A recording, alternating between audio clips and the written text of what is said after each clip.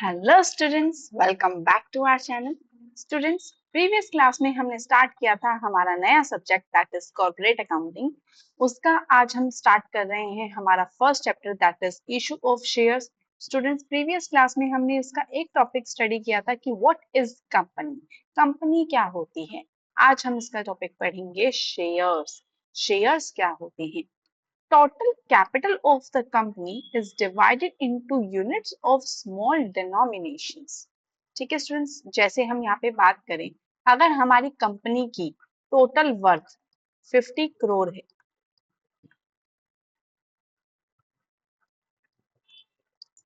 कितनी है? 50 करोड़। तो हम कंपनी को ऐसे ही नहीं डिनोट करते, हम इसके कुछ स्मॉल डिनोमिनेशंस बना देते हैं। जैसे अगर हम कहने लगे कि हमारा एक शेयर 100 रुपीज का है, तो हम क्या बताएंगे? अब देखिए, 50 करोड़ को अगर हम 100 से डिवाइड करें तो हमारे कितने आ रहे हैं?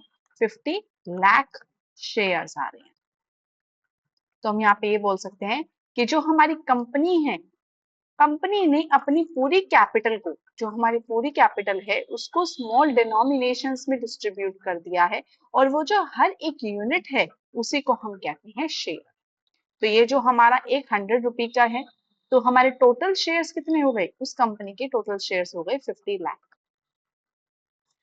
जैसे यहाँ पे इन्होंने बताया, if the total capital of the firm is 50 lakh divided into 5 lakh unit of rupees 10 each will be called as a share of rupees 10 each. ठीक है, यहाँ पे क्या हो जाएगा कि अगर हमारी कंपनी की टोटल वर्थ, या फिर हम कहते हैं टोटल कैपिटल, उसकी 50 लाख है, और यहाँ पे एक शेयर 10 रुपए का है, तो हम क्या कह सकते हैं कि इस कंपनी के पास 5 लाख शेयर्स हैं at the rate rupees 10 each. तो ये क्या हो जाएगा? ये कंपनी के शेयर्स कहलाएंगे। 5 लाख कंपनी के पास टोटल शेयर्स हो जाएंगे। ठीक है, अब हम बात करें नेचर ऑफ शेयर्स की, तो हमारे नेचर ऑफ शेयर्स में आता है shares of the company are movable property. Movable property का मतलब क्या होता है? अब ये मूव होते रहते हैं। जैसे इसको पहले परचेज किया ए ने इसको बेच दिया बी को, बी ने इसको बेच दिया सी को, सी ने इसको बेच दिया डी को। तो ये क्या है? मूवेबल प्रॉपर्टी है। ऐसा नहीं है कि ए ने लिया तो ए के ही पास है, नहीं, ये हमारी मूव होती है, और ये ट्रांसफरेबल है in the manner provided by article of association of the company. अब आर्टिकल ऑफ एसोसिएशन क्या होती है स्टूडेंट्स? कंपनी के कंपनी में हमारे जब भी हम उसको रजिस्ट्रेशन करवाने के लिए जाते हैं, दैट इज उसको इनकॉर्पोरेट करवाते हैं, तो उस टाइम पे हमें MOA that is memorandum of association और AOA that is article of association, इन दोनों को हमें उसमें लिखना पड़ता है। इसकी पूरे के पूरे डॉक्यूमेंट्स को हमें फिल करना होता है। तो जो हमारी कंपनी के आर्टिकल ऑफ एसोसिएशन है, उसके अकॉर्डिंग हम ये बताते हैं कि जो हमारे शेयर्स हैं वो मूवेबल होते हैं और ट्रांसफरेबल हैं, यानी कि एक व्यक्ति से दूसरे व्यक्ति तक ये ट्रांसफर हो सकते हैं। Shares of the company are treated as goods under the sales of goods act 1930। अब ये हमारा एक एक्ट है, उसके अंडर हम बात कर रहे हैं, जो हमारे शेयर्स हैं वो हमारे क्या होते हैं? एज अ गुड, हम उसको ट्रीट करते हैं। गुड्स कैसे होते हैं? जिसको हम सेल और परचेज कर सकते हैं। गुड्स को हम सेल भी कर सकते हैं और हम उसको परचेज भी कर सकते हैं। तो ऐसे ही हमारे जो शेयर्स हैं वो हमारे सेल्स ऑफ गुड्स एक्ट के अंतर्गत क्या कहते हैं कि ये भी हमारे गुड्स ही हैं, जो हमारे शेयर्स हैं, क्योंकि हम इनको भी सेल और परचेज कर सकते हैं। They can be bought, sold hypothetically and be quitted. यानी कि इसका मतलब क्या है कि हम अपने शेयर्स को गुड्स की तरह ही ट्रीट कर सकते हैं, सेल कर सकते हैं, परचेज कर सकते हैं, वेस्ट कर सकते हैं, स्टोर कर सकते हैं। ठीक है, अब हम बात कर रहे हैं हमारे काइंड्स और टाइप्स ऑफ शेयर्स। स्टूडेंट्स, जब हम बात करें under section 43 of companies act 2013, ये एक्ट बहुत इंपॉर्टेंट है, इसको याद रखिएगा, हर जगह पे आएगा और बार बार आपसे पूछा जाएगा। A company may issue two types of share. Two types कौन कौन से हैं? पहला होता है आपका प्रेफरेंस शेयर्स और दूसरे होते हैं आपके इक्विटी शेयर्स। तो पहले इनके बारे में पढ़ेंगे, है जो हमारे प्रेफरेंस शेयर्स होते हैं। प्रेफरेंस शेयर्स होते हैं are those which carry the following two rights. इनके पास दो तरीके के राइट होते हैं। पहला कौन सा राइट है आपका? they have a right to receive dividend at a fixed rate before any dividend is paid on equity shares. इसका मतलब क्या है कि कोई भी शेयर, कोई भी पैसा इक्विटी शेयर होल्डर को देने से पहले किसको दिया जाता है? प्रेफरेंस शेयर होल्डर्स को दिया जाता है। जैसे नाम से ही पता चल रहा है ना, प्रेफरेंस। किसको प्रेफरेंस मिल रही है? प्रेफरेंस शेयर होल्डर्स को मिल रही है, और इनका जो रेट ऑफ डिविडेंड होता है वो फिक्स्ड होता है, लाइक 4%, 6%, 8%। ये इनके रेट ऑफ डिविडेंड होते हैं जो इनके बिल्कुल फिक्स होते हैं। When the company is wound up, जब हमारी कंपनी बंद हो रही होती है, they have a right to return of capital, इनके पास कैपिटल का रिटर्न होने का राइट होता है, that before that of equity shares। यानी कि अगर हमारे पास लास्ट में जितना पैसा बचा होगा तो पहले हम प्रेफरेंस शेयर होल्डर्स को पे करेंगे, उसके बाद अगर कुछ बचता है तो इक्विटी शेयर होल्डर्स को दिया जाएगा, अगर नहीं बच रहा है तो नहीं दिया जाएगा, लेकिन प्रेफरेंस शेयर होल्डर्स को तो फुल पेमेंट की जाएगी। ठीक है, तो प्रेफरेंस शेयर होल्डर्स के पास ये दो राइट होते हैं। पहला क्या है? उनको फिक्स्ड रेट ऑफ डिविडेंड मिलता है, और दूसरा, जब कंपनी बंद होने वाली होती है तो उस टाइम पे कंपनी के शेयर होल्डर्स को, यानी कि प्रेफरेंस शेयर होल्डर्स को right to return on capital होता है। ठीक है, अब इसमें देख लेते हैं हमारे टाइप्स ऑफ प्रेफरेंस शेयर्स कौन से होते हैं। सबसे पहला होता है cumulative preference shares. Cumulative preference shares are those preference shares the holder of which are entitled to recover the arrears of preference dividend before any dividend is paid on equity share। ठीक है, इसका मतलब क्या हो गया student? जैसे हम बात करें 2020, 2021, 2022 और 2023। ठीक है, और हमारे प्रेफरेंस शेयर्स हैं 5 लाख रुपीज के हमारे प्रेफरेंस शेयर्स हैं, जिनका रेट ऑफ इंटरेस्ट है हमारा एट द रेट 5%।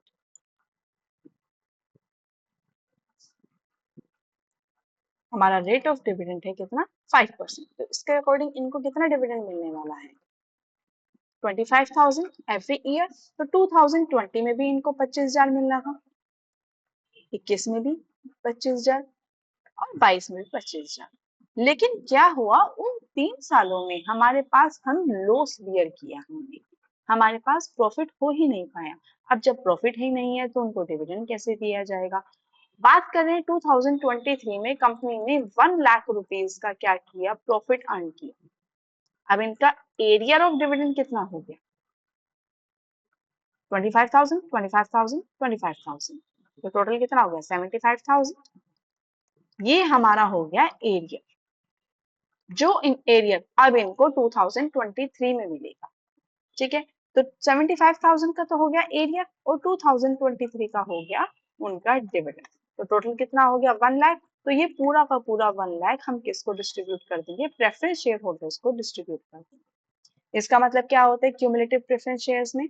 कि जो हमारे एरियर्स होते हैं डिविडेंड की, अगर एक साल नहीं दिया गया तो उससे अगले साल दे देंगे, उससे अगले साल नहीं दिया गया तो उससे अगले साल दे देंगे। इसका मतलब है कि डिविडेंड लेट मिलेगा, लेकिन मिलेगा जरूर। ठीक है, for example, if dividend has not been paid for the years 2021 and 22 on 8% preference cumulative preference shares, तो यहाँ पे क्या कहता है? The company has to the company wants to distribute dividend on equity shares for the year ended 31st March 2023। ठीक है, तो यहाँ पे हमारा डिविडेंड कितना हो जाएगा? टोटल हो जाएगा 8% for the first year, 8% for the second year and 8% for the current year. तो टोटल कितना हो गया? 24% will have to be first paid on preference shares. पहले प्रेफरेंस शेयर्स को दिया जाएगा, उसके बाद वो डिस्ट्रीब्यूट करेंगे डिविडेंड को, किसको? इक्विटी शेयर होल्डर्स को। क्लियर हुआ स्टूडेंट्स? कोई डाउट इसमें? उसके बाद हम बात करते हैं नॉन क्यूमुलेटिव। यहाँ पे क्या होता है? जस्ट इसका रिवर्स। यहाँ पे कोई भी एरिया नहीं दिया जाता। अब 2020 में भी आपको लॉस हो गया, 2021 में भी लॉस हो गया, 2022 में भी लॉस हो गया, और 2023 में भी प्रॉफिट हुआ 1 लाख रुपीस का। तो हमें मतलब नहीं है आपको पहले पे डिविडेंड मिला या नहीं मिला, हम तो भाई अभी आपको 25,000 रुपए ही डिविडेंड देंगे इसी बार का। तो 75,000 क्या करती है कंपनी? अपने पास रख लेती है। ये हमारा कहलाता है non cumulative preference shares. The holder of such share get a fixed amount of dividend out of the profit each year. If no dividend is declared in any year due to any reason, such shareholders get nothing. nor can they claim unpaid dividend of any year in any subsequent year. यानी और ना ही वो किसी भी unpaid dividend को claim कर सकते हैं किसी भी अगले साल। सब्सिक्वेंट ईयर का मतलब क्या होता है? अगले साल। ठीक है स्टूडेंट, तो ये दोनों आपको समझ में आए, क्यूमुलेटिव प्रेफरेंस शेयर्स और non cumulative. Cumulative preference shares में आपके एरियर्स रेडी हो जाते हैं, एरियर्स को हम रिकवर कर लेते हैं, और नॉन क्यूमुलेटिव में हम ऐसे किसी भी एरियर को रिकवर नहीं करते हैं। चलिए नेक्स्ट देखते हैं हमारा participating and non participating preference shares. Participating preference shares क्या होते हैं? Such shares in addition to the fixed preference dividend, यानी कि इसके फिक्स प्रेफरेंस डिविडेंड तो इनके पास होता ही है, यानी कि फिक्स्ड रेट ऑफ डिविडेंड तो इनको मिलेगा ही मिलेगा, लेकिन इसके साथ साथ क्या होता है? Carry a right to participate in the surplus profit. अगर किसी साल हमारे पास क्या होता है कि अगर हमें अच्छा खासा प्रॉफिट कमाया गया, 5 लाख रुपए का हो गया, अब 25,000 रुपए का डिविडेंड दे दिया गया, ठीक है जी, कितना बचा? 4,75,000 बचा। अब हमने इक्विटी शेयर होल्डर्स को 75,000 दे दिया, तो 4 लाख अभी भी बचा हुआ है। अब कंपनी इनको ये प्रेफरेंस देती है कि आप और अपना एडिशनल डिविडेंड ले सकते हैं। क्यों? क्योंकि इस बार हमारे पास सरप्लस प्रॉफिट है, तो आप इस सरप्लस प्रॉफिट में अपना शेयर ले सकते हैं। If any after dividend at stipulated rate has been paid to equity share holders, हमने इक्विटी शेयर होल्डर्स को भी पेमेंट कर दी है एक स्टिपुलेटेड रेट पर। Similarly in the event of winding up, ऐसे ही जब हम वाइंडिंग अप की बात करते हैं, if after paying back both the preference and equity share holders there is still some surplus left. अब हमने इक्विटी शेयर होल्डर्स को पेमेंट कर दी, प्रेफरेंस शेयर होल्डर्स को भी फुल्ली पेमेंट कर दी, लेकिन फिर भी हमारे पास सरप्लस बच रहा है। कब? जब हम वाइंड अप कर रहे हैं, तो such share holders are entitled to receive a predetermined proportion of surplus. तो इन शेयर होल्डर्स को अब हमारे सरप्लस का कुछ ना कुछ हिस्सा इनको तब भी मिलता है। ठीक है, तो पार्टिसिपेटिंग प्रेफरेंस शेयर होल्डर्स के पास एक फिक्स्ड रेट ऑफ डिविडेंड का तो बेनिफिट होता ही है, इसके साथ साथ और क्या बेनिफिट होता है इनके पास कि ये हमारा एक सरप्लस प्रॉफिट का एक और प्रोपोर्शन ले सकते हैं, और ऐसे ही वाइंड अप के टाइम पे जो हमारा पेमेंट बचता है after paying preference shares and equity share holders, उस सरप्लस में भी ये अपना शेयर ले सकते हैं। ठीक है, तो जो बेनिफिट इसमें पार्टिसिपेटिंग प्रेफरेंस शेयर्स में शेयर होल्डर्स को मिलते हैं, वो ही benefit non participating preference share holders को नहीं मिलते हैं। इनको सिर्फ और सिर्फ फिक्स्ड रेट ऑफ डिविडेंड मिलता है हर साल and do not carry a right to participate in surplus profit और इन एनी सरप्लस और winding up unless expressly provided the preference shareholder are usually non participating। अगर प्रेफरेंस शेयर्स को पहले से नहीं बताया गया है कि हम पार्टिसिपेटिंग है या नॉन पार्टिसिपेटिंग है, तो हम उनको नॉन पार्टिसिपेटिंग ही कंसिडर करते हैं। ठीक है, उसके बाद हम बात कर रहे हैं हमारे redeemable and irredeemable preference shares. ये क्या होते हैं? रिडीमेबल का मतलब क्या हो गया कि ये हमारे रिडीम हो जाते हैं, यानी कि इनका जब हमने सपोज कीजिए अगर हमने 2011 में अपने शेयर्स को इशू किया, तो हमने उसी टाइम पे कह दिया कि 2022 में हम अपने शेयर्स को रिडीम कर लेंगे। ठीक है, यानी कि इसका मतलब क्या है? सिर्फ और सिर्फ 11 सालों के लिए हम अपनी पेमेंट आपको दे रहे हैं, उसके बाद हम अपने पैसे को वापस ले लेंगे। तो ये हमारे होता है रिडीमेबल, जिनका redemption at the time of issue he decide कर दिया जाता है। Such shares are those shares which will be repaid by the company within a stipulated period in accordance with the terms of issue and the fulfillment of certain conditions laid down in Section 55 of Companies Act 2013। Stipulated period क्या हो गया कि जो हमारा decided period है, sorry, उसको हमने पहले ही डिसाइड कर लिया है। कब? जब हम इशू कर रहे थे, हमने जो हमारा रिडम्पशन ऑफ टाइम पीरियड था वो हमने at the time of issue he decide कर लिया था, और साथ साथ हमने सारी कंडीशंस को फुलफिल की थी जो हमारी सेक्शन 55 ऑफ कंपनीज एक्ट 2013 में मेंशन थी। ठीक है, नेक्स्ट हम बात करते हैं हमारे इररिडीमेबल प्रेफरेंस शेयर्स। ये शेयर होल्डर्स क्या होते हैं? ये अपना रिडम्पशन का टाइम पीरियड डिसाइड नहीं करते हैं, यानी कि ये कहते हैं सिर्फ और सिर्फ आप हमारा पैसे ले लीजिए और जब कंपनी बंद होगी तब हमें शेयर्स दे दीजिएगा। तो अब इनका क्या हो चुका है? Irredeemable preference shares are those the capital which can not be refunded before winding up.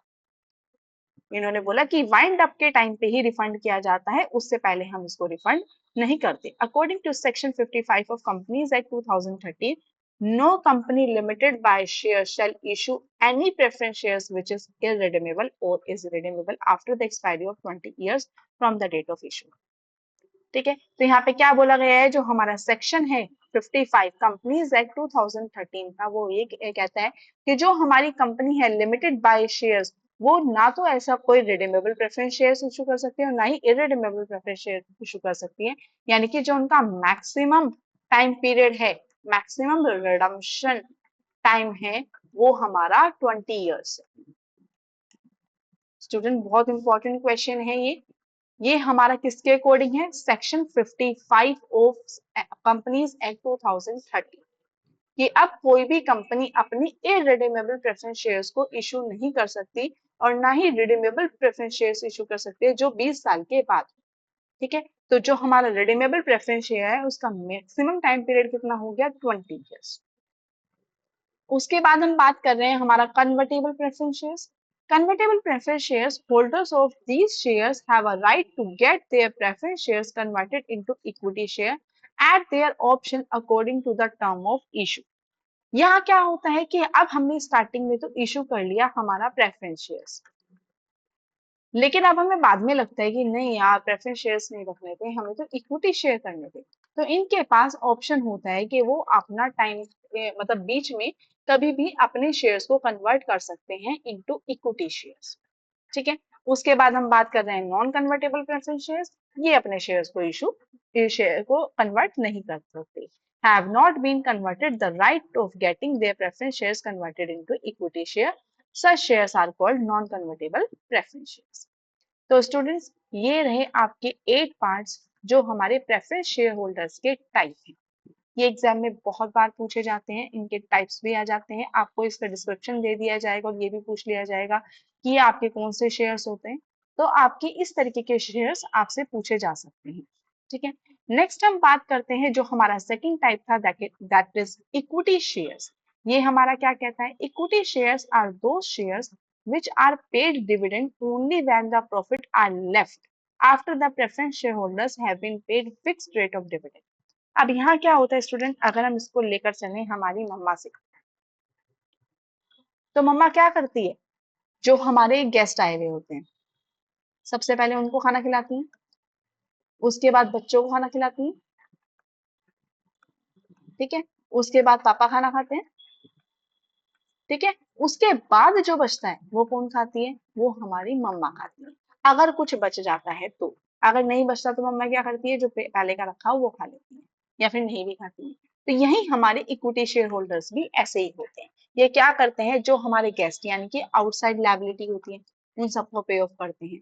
बच्चों जो हमारी एक्सटर्नल फिक्स्ड लायबिलिटी है उसको पे ऑफ करते हैं, यानी कि टैक्सेशन जो आपका होता है टैक्स को पे करते हैं। उसके बाद क्या होता है, प्रेफरेंस शेयर होल्डर्स को पे करते हैं। उसके बाद अगर कुछ बचता है तो वो मम्मा कंज्यूम करती है, that is equity share holders उसको कंज्यूम करते हैं।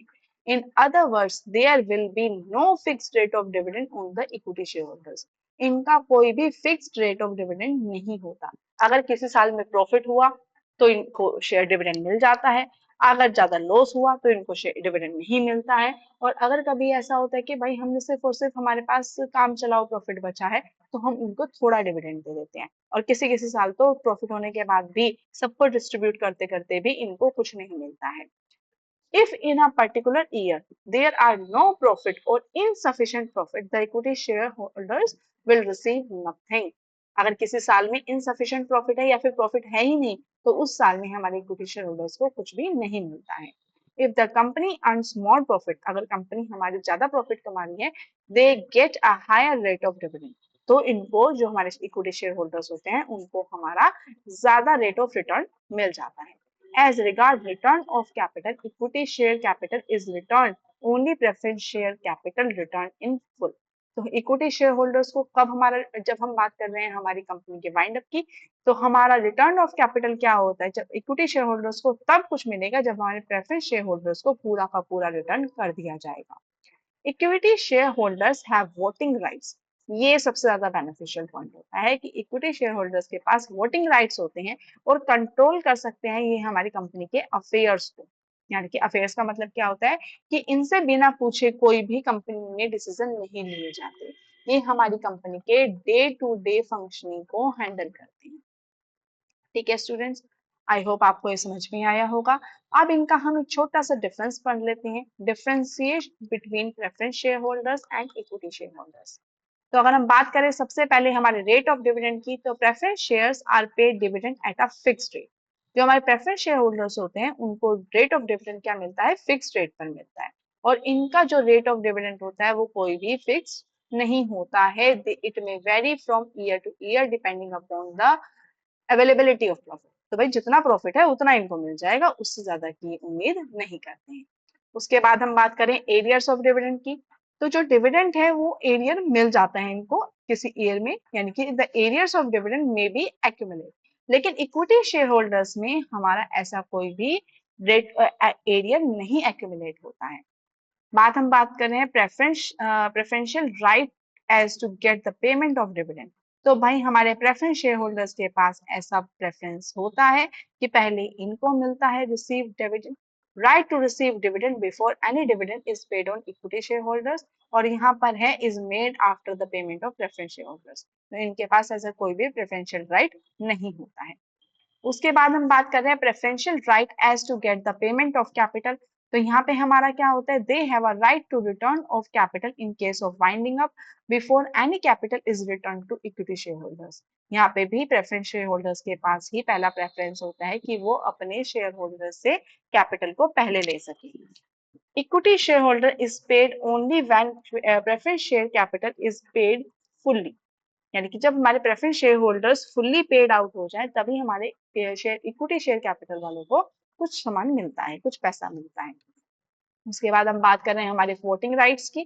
तो प्रेफरेंस शेयर होल्डर्स के पास ऐसा कोई भी वोटिंग राइट नहीं होता है, लेकिन जो इक्विटी शेयर होल्डर्स है वो एंजॉय करते हैं अपने वोटिंग राइट को। नेक्स्ट आता है right to participate in management. तो हमारे जो प्रेफरेंस शेयर होल्डर्स होते हैं उनके पास ऐसा कोई भी राइट नहीं होता है जो पार्टिसिपेट कर सके in management of the company, यानी कि मैनेजमेंट कमेटी में बैठ सके। लेकिन जो हमारे इक्विटी शेयर होल्डर्स होते हैं उनके पास फुल राइट होता है कि वो हमारी कंपनी के मैनेजमेंट में बैठ सके और उनके डिसीजन में अपना पार्ट दे सके और अपना जो उनका सजेशन है वो भी वो उनको कंसिडर किया जाता है। तो स्टूडेंट, अगर आपको हमारी क्लास अच्छी लगी हो तो please do like, share and subscribe.